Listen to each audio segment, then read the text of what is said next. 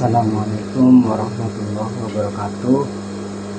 Jumpa lagi dengan kami di channel Dugem Makrifat. Tema yang akan saya sampaikan kali ini adalah mursyid. Bahwa mursyid ini memang banyak yang tidak paham, karena mursyid ini adalah pewaris Rasulullah yang sebagaimana disampaikan dalam surat Al-Kahfi 17 bahwa waliyan murjidah, berarti di situ ada mursyid. Tetapi secara fungsi ini mursyid adalah sebagai pewaris Nabi, sebagai Rasul zaman ini. Nah, kenapa disebut Rasul zaman ini? Karena memang mursyid itu memang bukan manusia. Yang manusia itu adalah walinya, wali yang mursyida. Tentu untuk bertemu dengan seorang mursyid ini tidak mudah. Kita harus ketemu seorang guru yang memang guru itu bisa menunjukkan ketemu mursyid itu. Contoh, kalau kita mau ketemu seorang presiden itu kan harus melalui protokolnya gitu kan. Nah, ini juga sama, kalau pengen ketemu mursyid ya kita harus melalui guru yang bisa membimbing agar kita ketemu mursyid itu. Padahal mursyid itu memang bukan manusia tapi mursyid ini adalah kalau sebutan di zaman ini, kalau dulu itu sebutannya Rasul. Pemahaman yang tidak mencapai kafah, nah itu tidak akan mengerti yang apa namanya mursyid ini, karena di ayat Quran surat Al-Baqarah 208 itu kan masuklah kamu ke dalam Islam secara keseluruhan, artinya jasmani dan rohani, supaya agamamu itu kafah, jasmani dan rohani. Nah, rohani ini yang bisa sampai kepada yang maha rohani itu ya melalui itu mursyid itu gitu. Tanpa bimbingan mursyid kita tidak akan bisa sampai kepada yang maha rohani, yaitu Tuhan itu sendiri, Tuhan yang laisa kamitslihi syai'un. Untuk itu carilah Rasul di zaman ini. Memang sebutannya bukan Rasul tapi yaitu mursyid itu, karena Rasulullah sampaikan bahwa isi dadaku telah aku curahkan kepada Abu Bakar. Jadi berarti di situ kefungsian Rasul, ya. Fungsi Rasul sampai sekarang tuh masih ada, cuman beda sebutan. Nah, ini pemahaman yang belum sampai ketika kita belum melaksanakan perintah surat Al-Baqarah 208, yaitu masuklah kamu ke dalam Islam secara keseluruhan, jasmani dan rohani. Karena memang yang akan kembali ke hadirat Allah Subhanahu wa taala yang laisa kamitslihi syai'un atau maliki yaumiddin, di akhirat tertinggi, raja akhirat tertinggi yaitu maliki yaumiddin. Nah, itu tidak akan mungkin kalau tidak adanya mursyid itu, pembimbing rohani kita. Nah, untuk itu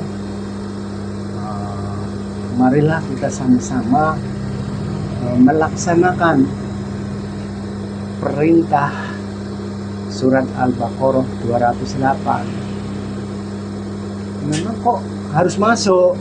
Nah, ini kan otomatis ada step-stepnya, karena Islam dan iman itu beda.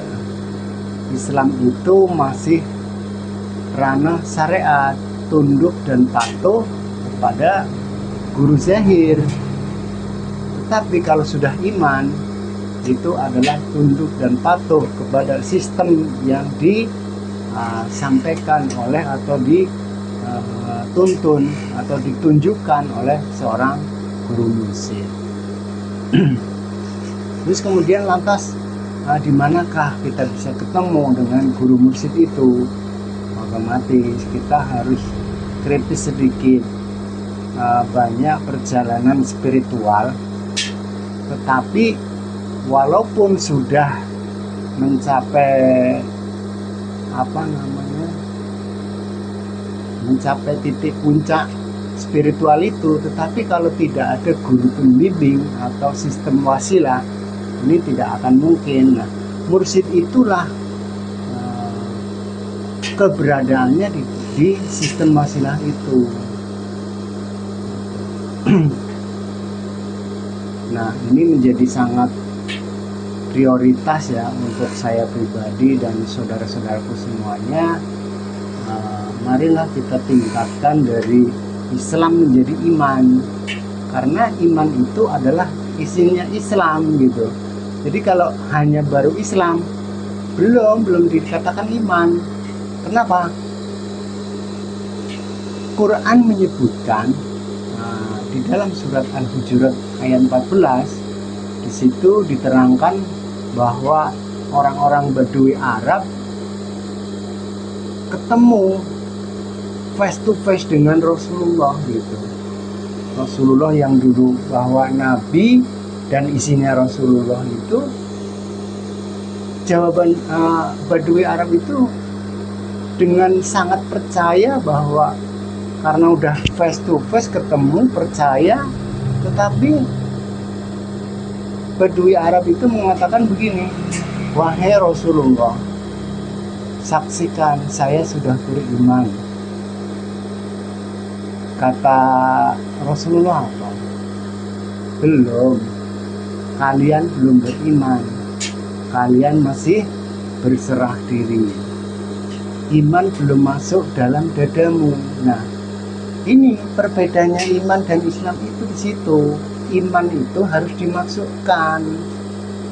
Nah, kalau secara ininya adalah contoh kayak HP ya, ketika HP-nya sudah baru, baterainya juga baru, terus SIM card-nya juga baru, tetapi kalau belum diaktifasi ya, ditanamkan sesuatu yang bisa menjadikan itu bisa terhubung, yaitu kalau HP kan ditanamkan kuota, tetapi kalau manusia yang ruhnya belum diaktifasi, ditanamkan nur iman dan nur kitab. Nah, ditanamkannya nur iman dan nur kitab itulah melalui guru pembimbing yang namanya mursyid. Itu pun harus mursyid yang waris, bukan sembarangan mursyid. Karena memang banyak yang ngaku-ngaku mursyid, tetapi memang itu tidak ada ketersambungan dengan tali wasilah, karena tidak akan sampai ibadah manusia, ritual ibadah apapun tidak akan sampai kecuali dengan memakai tali wasilah itu. Wasilah itu adalah adaptor dimensional. Jadi manusia itu kan alamnya relatif ya.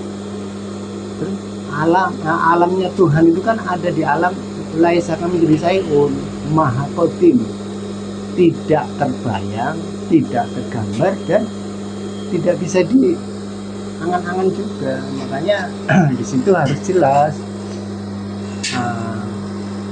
harus tahu Tuhan di mana, kita di mana, terus harus bagaimana, melalui apa, kan gitu.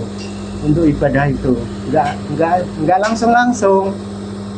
Mohon maaf ya, karena memang kita sudah banyak mendengar, banyak membaca dari kitab-kitab, seolah-olah kita ini tidak perlu yang namanya penghubung atau itu Rasulullah atau guru rohani atau mursyid itu. Nah, itulah makanya di sini saya sampaikan bahwa mursyid itu bukan manusia, tetapi menempati wadah manusia. Tetapi fungsi daripada mursyid itu sama dengan Rasul sebagai juru imam, juru selamat. Jadi tidak mungkin perjalanan manusia untuk menuju Tuhan itu tidak ada penyambungnya, tidak ada sebagai utusan Tuhan itu harus ada. Makanya harus melalui guru rohani yang di zaman ini.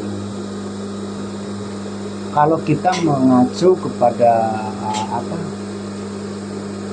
Al-Quran, di dalam surat At-Taubah 108 itu jelas bahwa disampaikan telah datang seorang Rasul. Telah datang ini adalah yaitu fungsi Rasul yang dahulu memang diemban oleh Nabi Muhammad, sekarang sudah diwariskan kepada Abu Bakar, dan Abu Bakar juga berlindung, kemudian diwariskan lagi. Nah, sampai sekarang pun ada, cuman sebutannya bukan Rasul tapi mursyid. Demikian penjelasan dari kami tentang mursyid. Ini adalah pencerahan untuk bagi para pencari Tuhan atau spiritual, bahwa kita tidak mungkin beribadah secara langsung tidak melalui mursyid atau Rasulullah itu sebagai penyambung.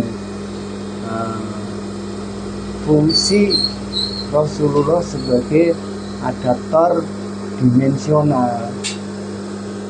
Demikian dari kami, kiranya mohon maaf apa yang saya sampaikan tidak berkenan atau mungkin hal yang baru, tetapi ini wajib diketahui bahwa mursyid itu waris dari Rasulullah Sallallahu Alaihi Wasallam. Ilahi anta maksudi waridoka madlubi. Wassalamualaikum warahmatullahi wabarakatuh.